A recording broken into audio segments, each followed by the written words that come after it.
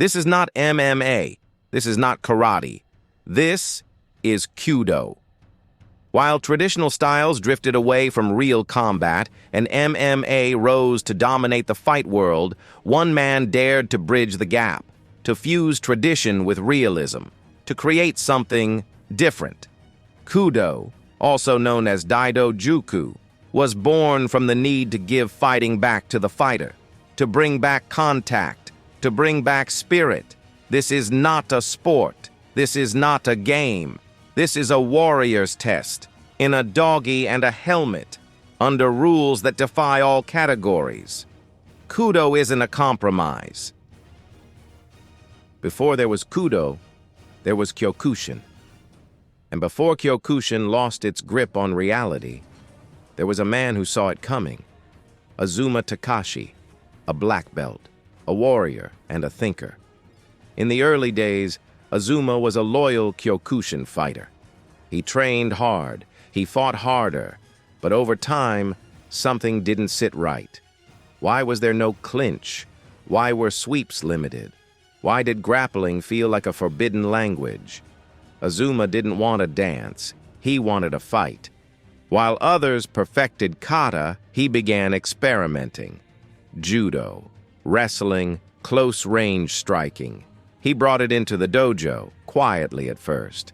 And what he discovered changed everything. Real fighting isn't clean, it's messy, it's fast, and it doesn't care about tradition. Azuma began to question not just the rules, but the purpose. Was Kyokushin evolving, or just pretending? In that silence between the bow and the fist, he made his choice, to create something new, something real. That choice became KUDO. But behind KUDO's clean rule book and formal structure, there's a fracture, a quiet rebellion.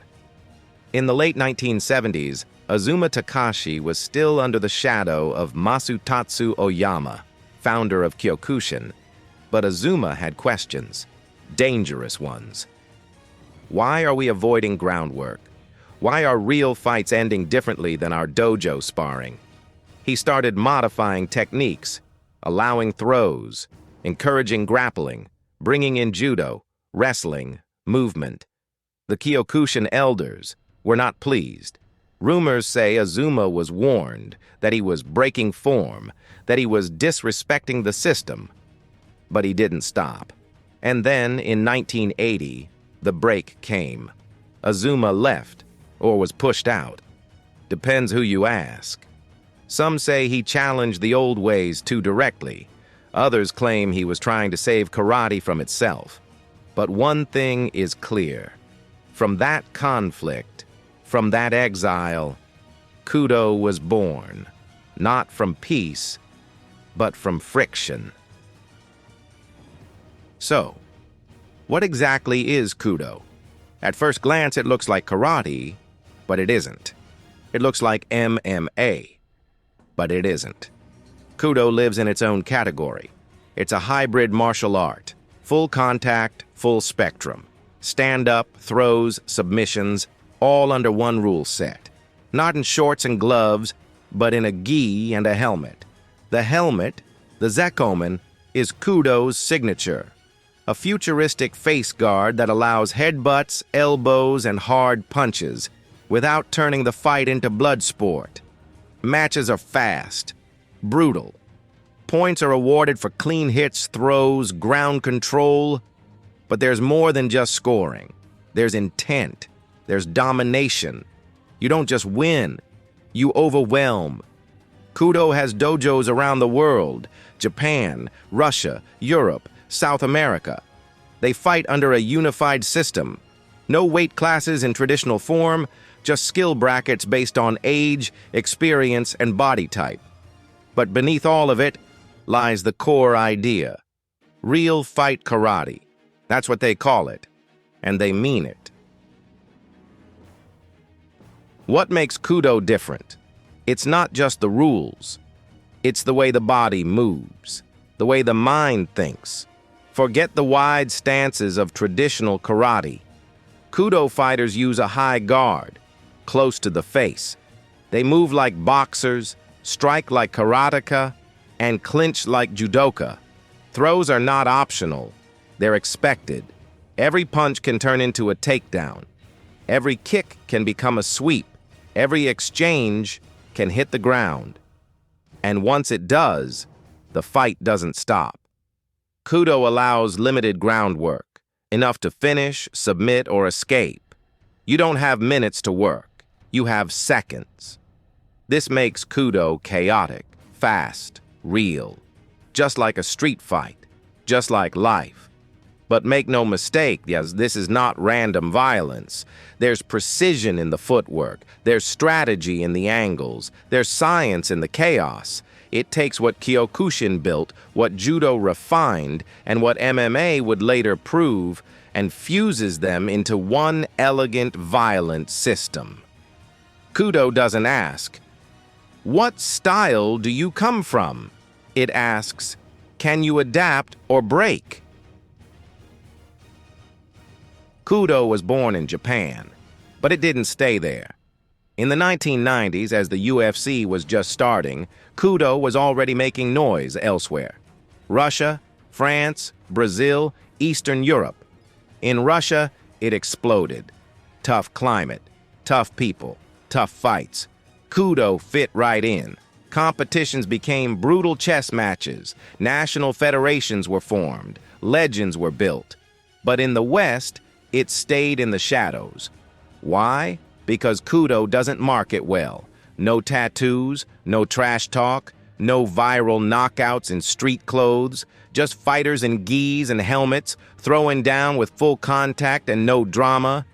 And the helmet, that helmet, was a double-edged sword. It allowed safety.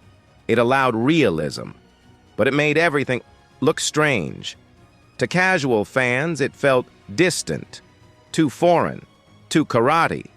And while MMA became the global language of combat, KUDO remained untranslated. But now, things are changing. Clips are going viral. Old footage is being restored. Fighters are crossing over. And the world is starting to ask, wait, what is this? KUDO attracts a different kind of warrior, one who values efficiency but honors tradition, one who trains for real violence but lives with calm. You bow before the fight, but once the match begins, you enter chaos, strikes, takedowns, groundwork, pain, pressure, exhaustion, all of it together, just like in life. And yet when it ends, you bow again.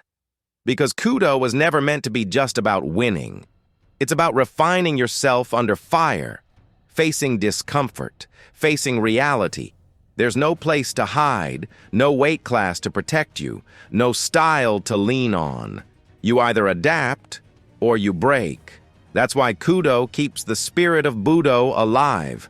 It doesn't sacrifice realism for ritual, and it doesn't sacrifice respect for results. It's not for everyone, but for the few who stay, it changes everything. If you love karate, but wish it hit harder. If you love MMA, but miss the spirit. If you've ever felt stuck between tradition and evolution, then maybe, just maybe, KUDO is what you've been looking for. It doesn't claim to be the best. It doesn't scream for attention. It just exists, quietly, violently, beautifully, in its own world. A world where techniques are tested, where rules serve purpose, where honor and realism shake hands. KUDO is not mainstream, not yet. But maybe it should be. Because in a world full of flash, sometimes the realest things are hidden behind a helmet and a bow. If you felt something watching this, subscribe to the channel. If you believe martial arts deserve more than just show, join us on Patreon or become a YouTube member. And if you want the full story, the untold journey of the masters who shaped real karate, the book is coming. Be ready.